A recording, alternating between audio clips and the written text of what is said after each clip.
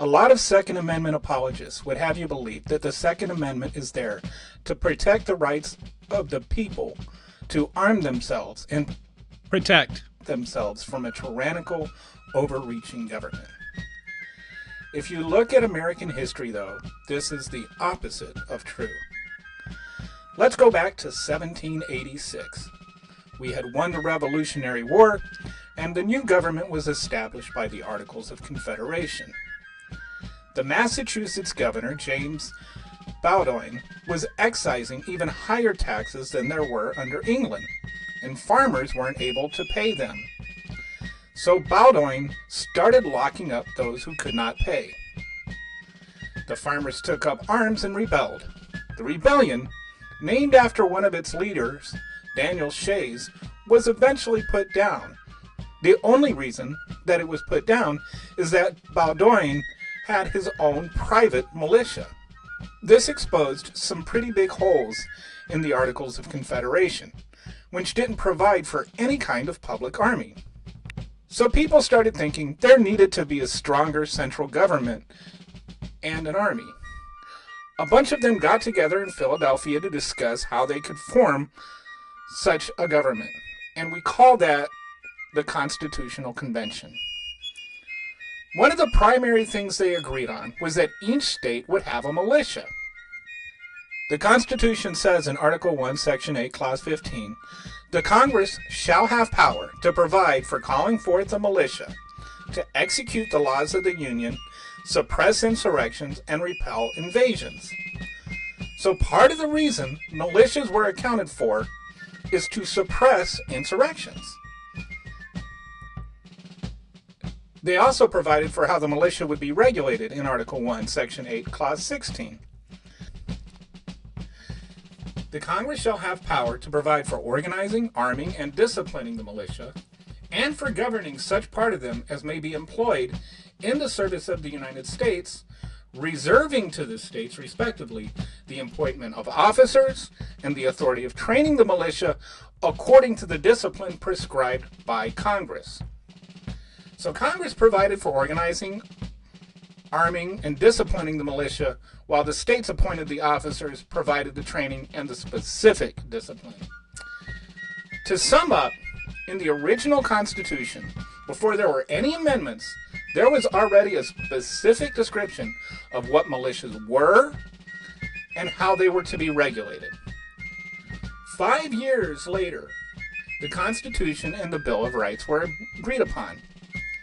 Congress reached a consensus on the Second Amendment in January 1792. The Second Amendment says a well-regulated militia, being necessary to the security of a free state, the right of the people to keep and bear arms shall not be infringed. Without getting into the whole notion of individual gun rights, we can absolutely say that this was not put in to protect the rights of the citizens to stage an insurrection, as we have already established that the Constitution explicitly says part of the role of the militia is to put down insurrections. Furthermore, we know that even though private militias existed, the militias in the Constitution were regulated by Congress. If your militia isn't regulated according to the Constitution, it is not the militia the Constitution is referring to. Just in case there is any doubt, just 4 months after the Constitution was ratified, Congress passed the first Militia Act of 1792, and 6 days after that, they passed the second Militia Act of 1792. These were 2 of the first acts passed by the new government. From these acts, here's a quote: "And be it further enacted, that whenever the laws of the United States shall be opposed, or the execution thereof obstructed, in any state, it shall be lawful for the President of the United States to call forth the militia of such state to suppress such combinations, and to cause the laws to be duly executed." Furthermore, it gave the President the same ability to call forth the militia from other states if he found it necessary. In 1794, the federal government used this new power.